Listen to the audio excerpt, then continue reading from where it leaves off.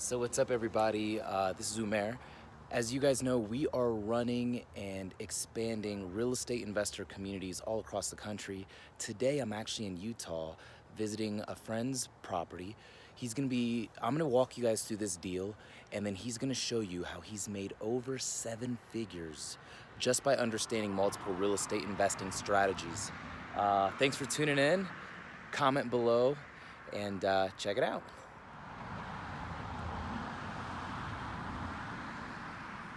All right, folks, we're getting ready to go in. We've got some other people here checking out this local property tour. So I'm gonna walk you through it.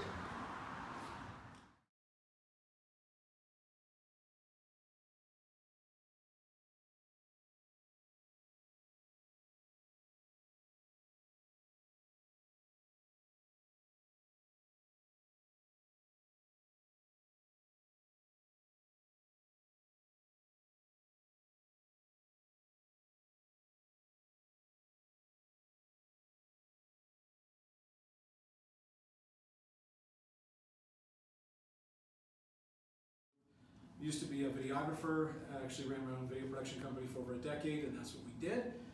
We had great clients, we had Fortune 100 clients, and the company brought in a lot of money, but even more money went out, paying vendors, employees, rentals, all that kind of stuff, renting equipment.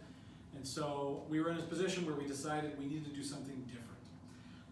We said, okay, we're ready for a change, what better than real estate? So everything lined up, and we joined the group, we became students, we purchased the education, and then it was kind of funny. It all happened at the same time. We actually bought the courses, got started, and then right thereafter, Bob was like, "You got to come work for me." So we did, or so I did.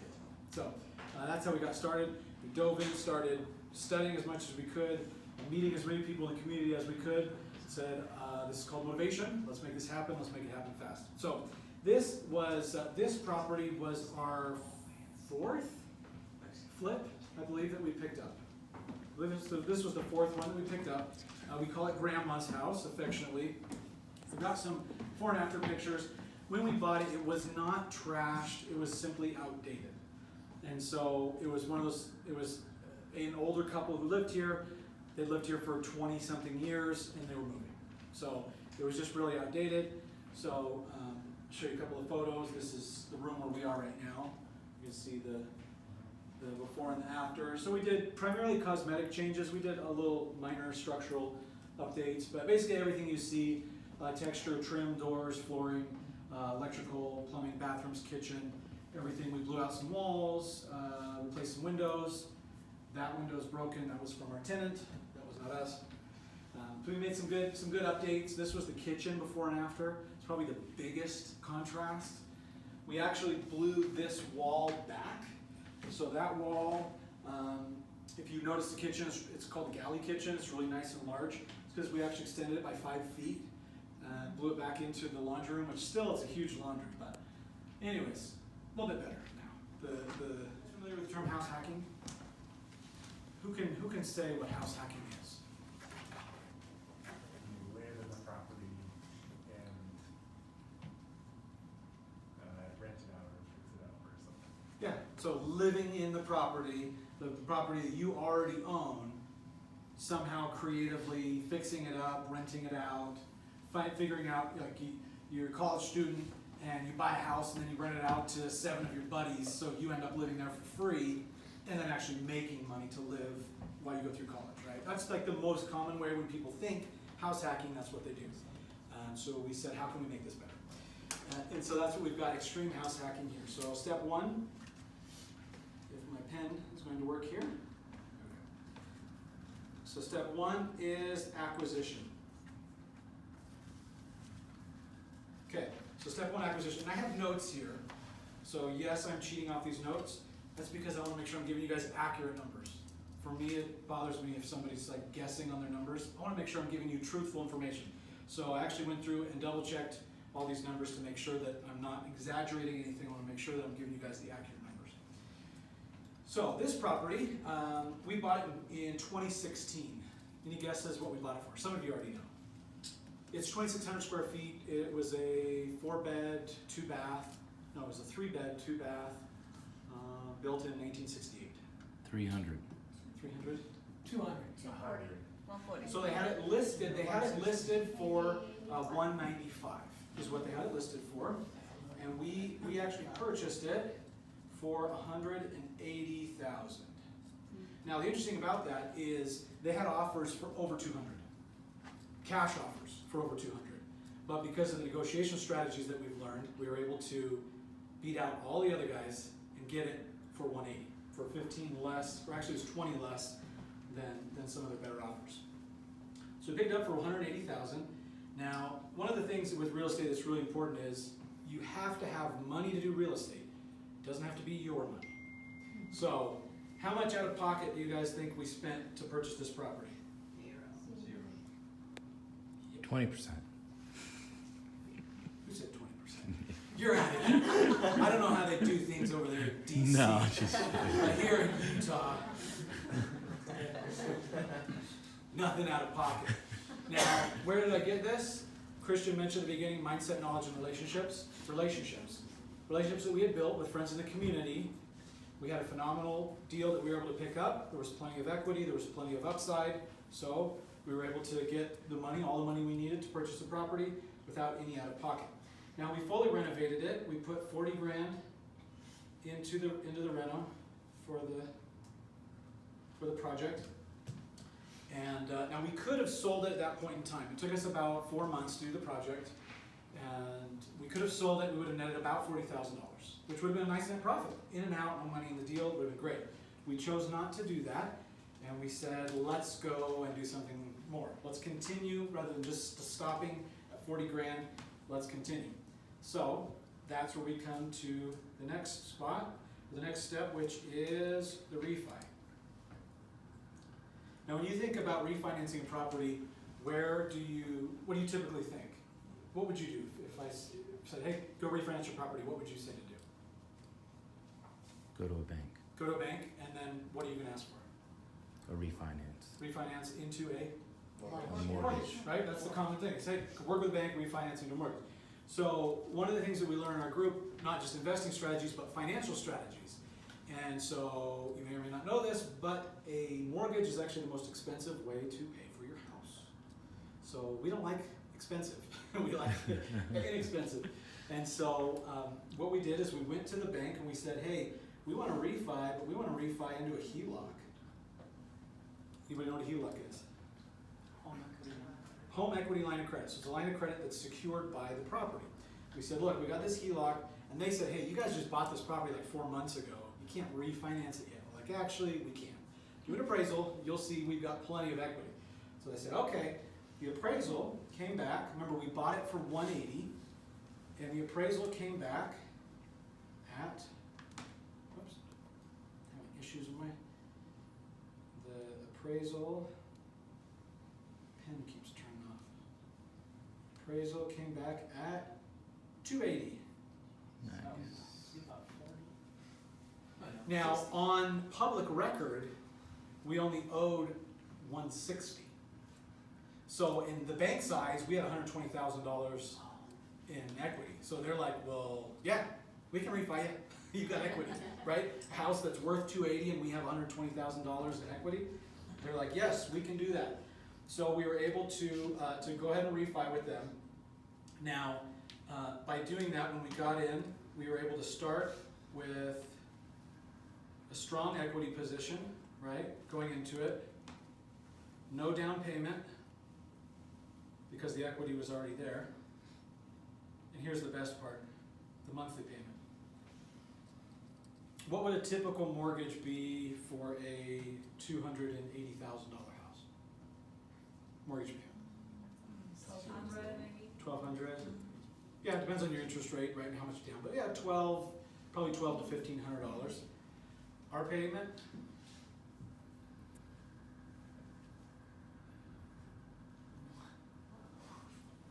Yes, that's right. $185 a month. That's like what you pay for a storage unit. Seriously. Is that Or- because you're paying off the 160? No, because interest. Because it's a HELOC, the payment structure, rather than being an amortized payment, it's an interest-only payment. But using the debt paydown strategies that we have, we were able to pay it off very quickly. But the required monthly payment for the house was $185 a month. Now that was at the beginning. Every month it actually went down. That was the highest it was, but it started out at $185. In that we had a bathroom, we had a bedroom, so it's a 5.3 now. Worked great. So we refied, we moved in, so that's step 2. Okay? Refi. We good so far? Yeah. Okay. I'm gonna keep going. If you guys have questions or concerns, please Why did interrupt. the county think it was 160? Because we are our first position trustee that was recorded against the property from the lender that gave us the majority of the funds to acquire the property. That was they funded, I don't remember if it was 80 or 85% loan to value on the acquisition, which totaled 160. Yeah. So that's why, according to public record, the only debt that was recorded against the property was 160. Huh. So when the bank went in for the refi, they said, you owe 160, because that's You're all that's like, on public "No, record. sure." It's worth 280. Yeah. Okay, we can do it. So, good question. Any other? Please, if you have any questions, feel free. So how was it 185 a month? Because it was a HELOC. Yeah. what Interest was your only. percentage? You know what? I don't honestly remember what the percentage rate was. Yeah. Three, And that 2 wasn't or on the, 3%. I don't want to misquote. I don't remember. I could do the math, but yeah. It's, was it on the full like 260? No, so when we finished the refi, all we owed was 90. Ah, okay. We owed 90 on it. Got it. Once the dust settled, we just owed 90. Cool. That makes more sense. Okay, so now, step 3. Step 3 is, let's pay it off. Okay, now that we've got the property, now that we're living, now let's focus on paying it off. So we have the different debt payoff strategies. We were doing some other flips at the same time. We had another one in Roy, we had one in Salt Lake. I think that was about the time we picked up one in Layton as well. Anyways, we had several different flips going on. And with the debt payoff strategies that we have, if you keep your same income and lifestyle, you can pay off debt in a fraction of the time. But if you add in extra income because you're doing other investments, you will accelerate that exponentially. And that's what we were able to do. Most people, if you were to look at your current income, debt, or your situation, on average, about 5 years you'll be out of debt. It's your current numbers, no changing. Now, because we were increasing our income from the other flips we were doing, we were actually able to completely pay off this house in 6 months, which was awesome because remember, we didn't have a mortgage, we had a HELOC.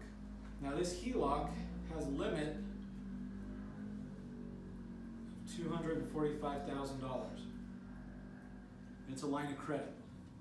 So I can just go to the bank and say, give me this much money, or stroke a check for that amount. So now with the house paid off and that $245,000, that's where we go into the next step.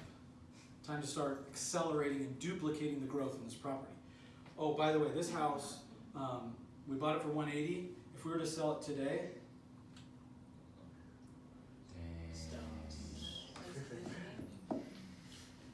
how do I know that? Because last week we almost listed this property.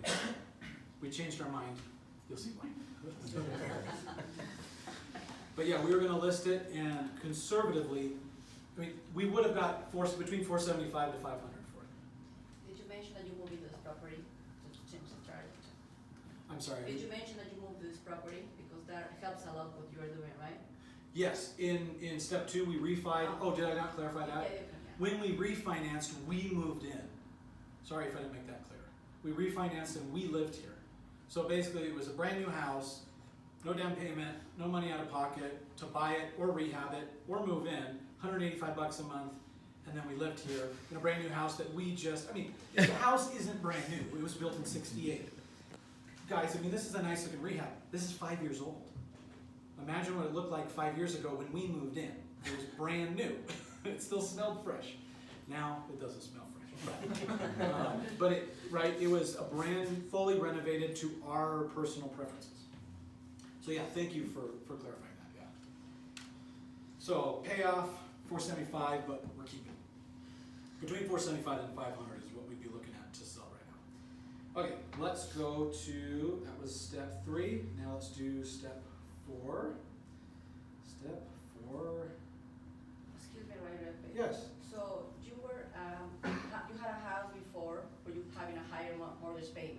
Yes. So now from that mortgage payment, you came to this to pay like 185, right? Our other mortgage payment was $18.50 a month. Right. So now you get a 0, it was 185 now. Yes, we basically shaved a 0 off of our,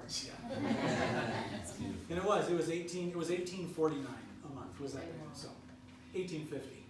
Yeah, it was one. Wow, that's. Just take off that last 0, so that was nice. And the funniest thing was when we moved here, and this is a really important. I want all you guys to take this away. We bought this house about 10 months. No. We bought it 6 months after we got started. And with the group and investing everything. And so my family members and friends and stuff, when they saw us move from the other house, which was larger and newer, to this house, their response was, "We're really sorry, that things aren't working out for you with this new real estate." Like, it's okay, you get back up on your feet, you're young, you got opportunities. And we would try to tell them, guys, you don't understand. Like, we're making more money now than we've ever made. Right, okay, it's okay, guys. It's a good way to look at it. Yeah, good attitude, whatever. Like, because they didn't get it. And that's because most people, as their income increases, they just go up for $305,000. Now we were able to get it for such a good price because it was non-performing. Do non-performing buildings scare us when we're educated investors? No. We love them. So what we did when we picked it up, we actually did what's known as a commercial flip. So here we're standing in a residential flip, right? This is a residential fix and flip. Commercial fix and flips are different. You're focused more on NOI, net operating income, and on improving the performance of the business rather than making it look pretty. But anyways, with a commercial flip, at the beginning, the first few months, actually it was like we bought it in April.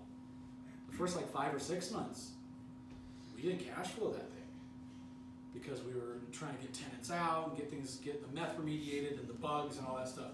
We got it up, we got it performing, and then our net cash flow on that net was $2,000 a month. Net cash flow.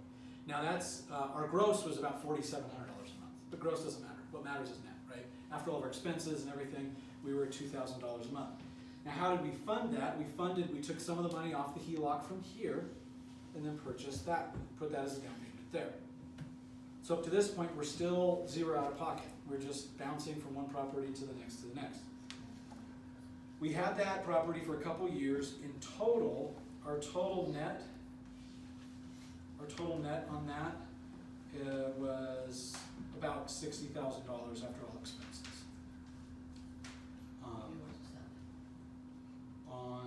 On that property. Did we sell it? Yeah. Are you skipping ahead? You've heard this story before. Not yet. Now this property is it was built in 1898. So it's 123 years old.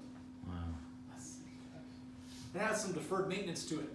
So after we got it performing, got some nice cash flow, we said, we're done.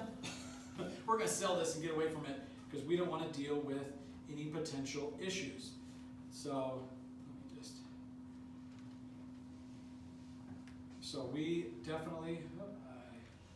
This is where we do sell it. Sell it 5. Okay. So the cool thing is when we sold that property, we sold it subject to, meaning we sold it using the existing commercial mortgage on the property. So we sold it using. So we seller financed it, but we didn't finance the seller financing. The bank financed the seller financing through us. Does that make sense? So let's say Levi's the buyer. Was the buyer. Actually, the buyer's name was Ryan. Same name as me. But we'll pretend his name was Levi. So Levi came and said, hey, I want to buy your property. We said, cool. It's a commercial unit. Do you want to have to qualify with the bank for commercial? No, you don't. Give us a down payment. We will finance the rest of it to you with a 5-year balloon. Meaning monthly payments, and in 5 years you must either refinance out and pay us a lump sum, or you sell it and then we get paid. either way. The way that we structured it, we didn't put any of our money to finance it. It was the bank's money that we were acting as an intermediary on. Levi's happy, he gets the property, and we are making, we're making a spread on the interest, we're making a spread on the amortization, we're making a spread on the buy and sell, we're making a spread on everything. This whole story of all 8 of the steps is combining like 6 different, completely different strategies. So I kind of use the example of we're chefs. If you have somebody who doesn't know anything about cooking and has a bunch of like spices and ingredients, like they can make food, but it's probably not going to taste very good. But then if you have somebody who's like a gourmet chef, trained, like they know what they're doing, they can take those exact same ingredients, mix them together, and create a phenomenal feast, right? That's the difference, is that we, as educated investors, we have all these different strategies and we can combine them into ways that people don't think of. And then that produces much more greater results. So on the seller fi, we sold it. So we sold it subject to the pre-existing financing for $435. So we bought it for $305. We sold it for $435, and that was in 2020, the year 2020. Now we required a down payment. We wanted to have the buyer have skin in the game, so we required $110,000 down payment. The buyer is currently making monthly payments. I honestly don't even remember what the total amount is that he's paying. All I know is that I get $1,000 because his payment covers what he owes to us, and then a big chunk of that goes towards this debt service, the underlying debt service that we still technically have under our company. That's satisfied, and then the remainder, which is $1,000 a month, is what comes to us as cash flow.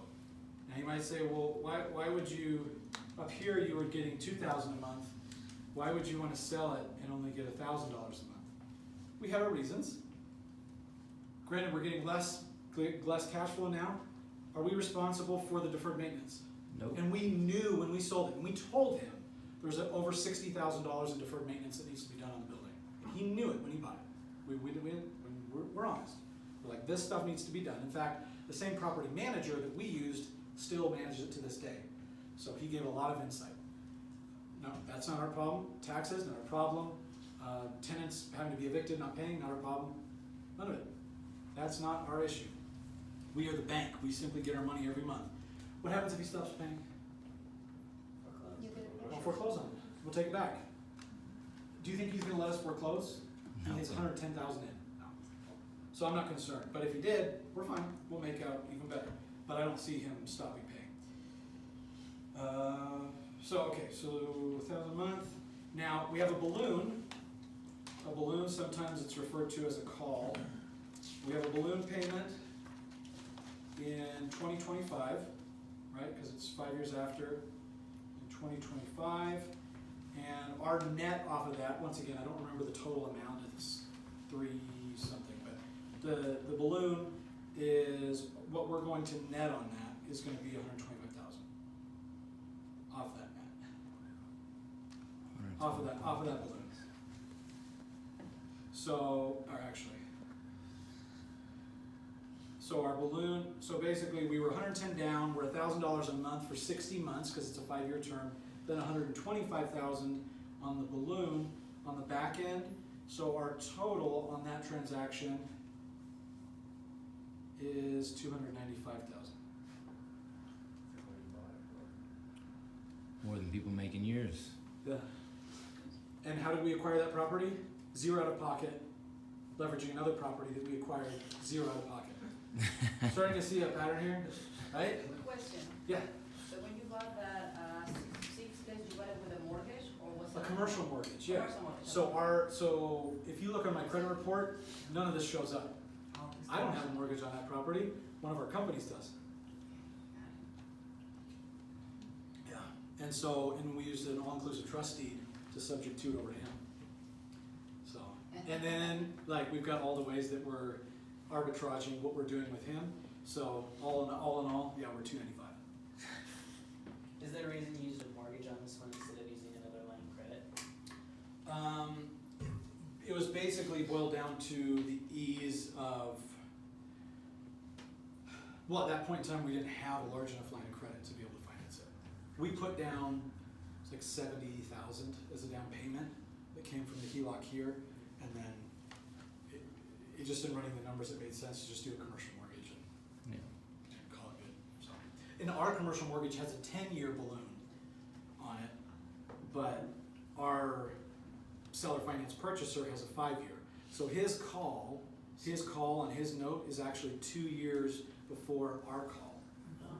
So technically, we could, well, no, we're not gonna go there. When he pays us, we're gonna pay it off and be done with it. But there are other ways of handling it, but we're not gonna do that. Okay, so 295. So that's step 5, seller fi. We good? I know I'm throwing a lot of numbers and a lot of steps at you guys. Step 6. Delicious feast at this point. Yes. Step 6 is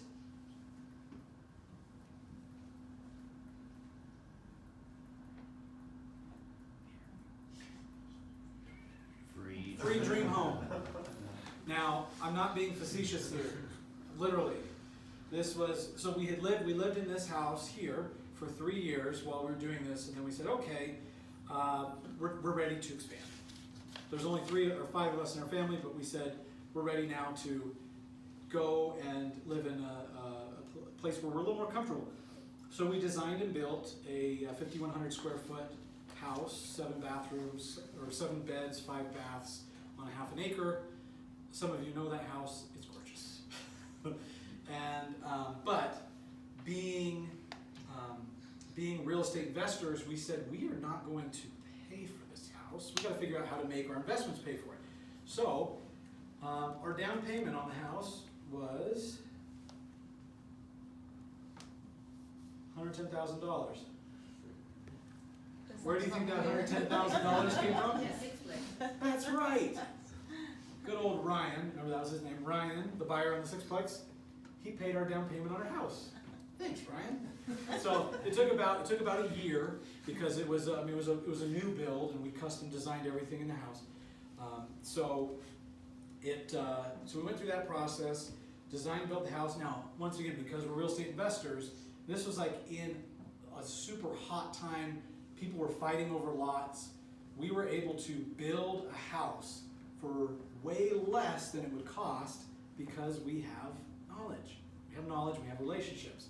So when we got into the house, we actually had quite a bit of equity when we first got in, but it's even better now. In this house, we live for free. So we bought it for free. Ryan paid our down payment for us, and we have monthly payments. But all of our debt service and utilities are covered by the passive income we have from the properties I've already mentioned. So all that income covers. So like my whole family, we could just never do anything and we don't have to worry about it. It pays, it's a machine, it pays for itself. So we live there for free. In the time that has passed, we've been there for a year and a half.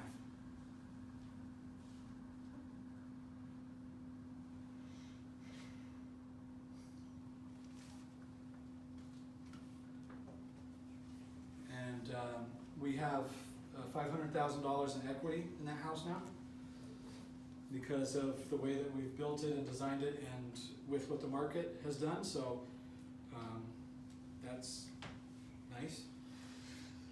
We've got, now we are just finishing up here. We're gonna probably start this, was it September? We'll probably start in October. We haven't started yet. Probably in October, we're gonna start a short-term rental in the basement. The basement, basically the short-term rental is 2 bedrooms, a full kitchen, a family room, a gym, home theater, and then full access to the backyard, which it's a half acre, it's huge. There's swing set, trampoline, big field, a sport court. I mean, it'll all be, we're finishing all right now, so it's gonna be incredible short-term rental. We, on that, and this is really conservative, likely it's gonna be higher, but with the analysis that we've done, we're looking at $2,100 a month net as a short-term rental. With that, in reality, we're gonna net a lot more than $100 a night, but we'll leave it at that. For that, so that breaks down to $25,000 a year.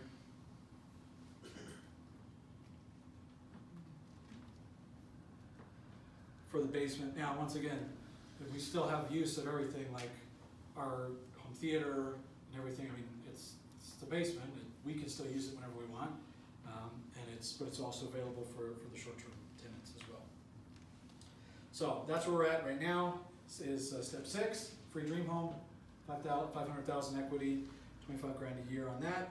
Let's go to step 7. Break that window. It's okay. Their security deposit's going to pay for it.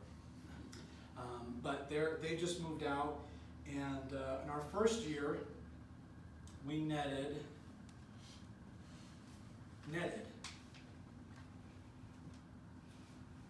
$26,000 in the rent.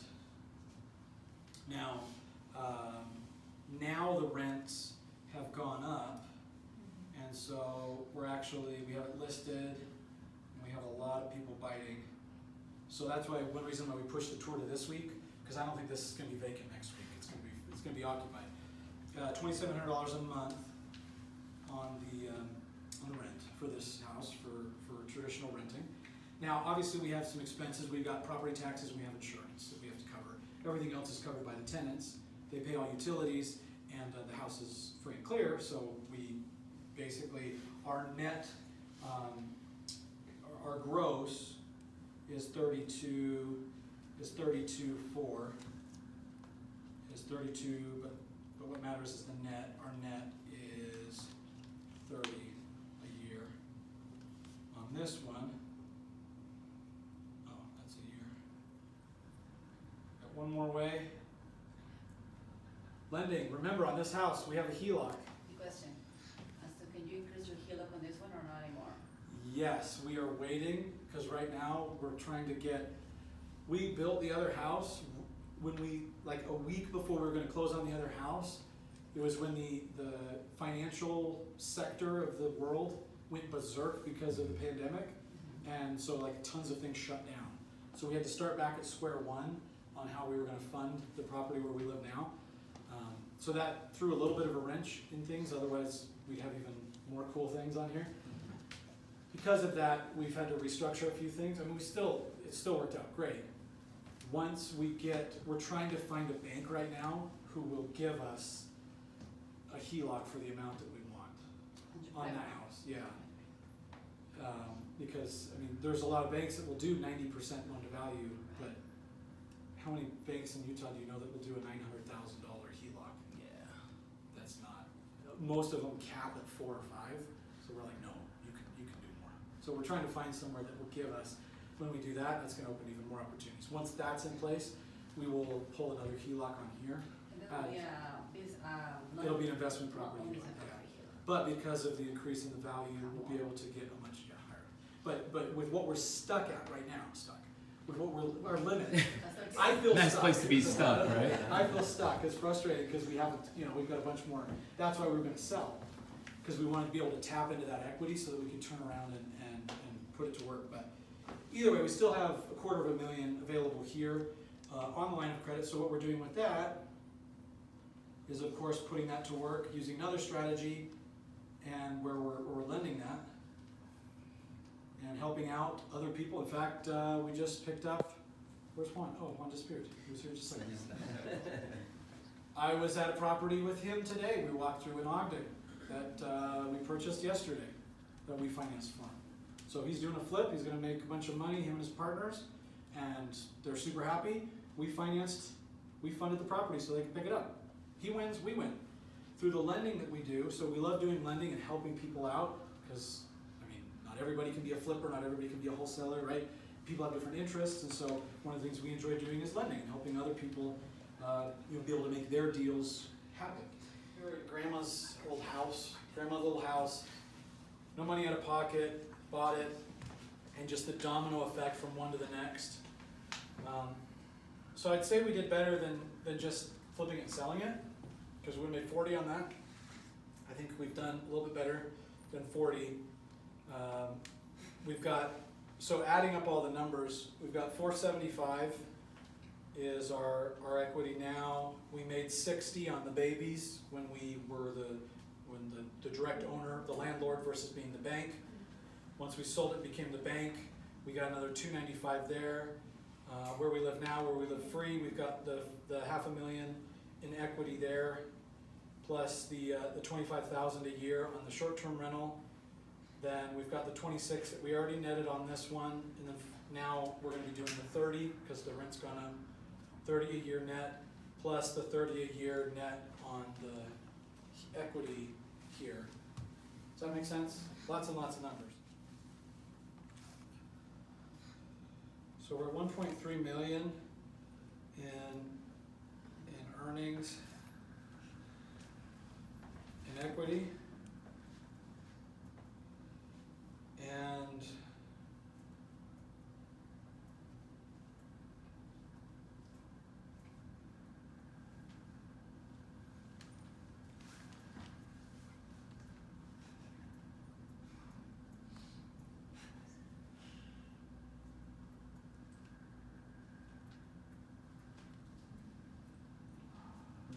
$85,000 a year passive income. What's up, everybody, and welcome back. I know that was a long video, a long training. Your brain is probably on overload, but it's okay, right? Every investor, every newbie, everyone to the game starts somewhere. Today was just showing you the power of really understanding multiple strategies within real estate investing and just showing you the vision of what you could possibly create with just one deal, all right? One house, which can turn into another house and another house. You can switch from residential to commercial. You can learn cash flow strategies. So I encourage you to stop playing small. Give me a call today. I'd love to hang out with you. I'd love to get to know you. I'd love for us to build a relationship. This is Umair Haq with Hands on Real Estate, and I look forward to meeting you. Thanks.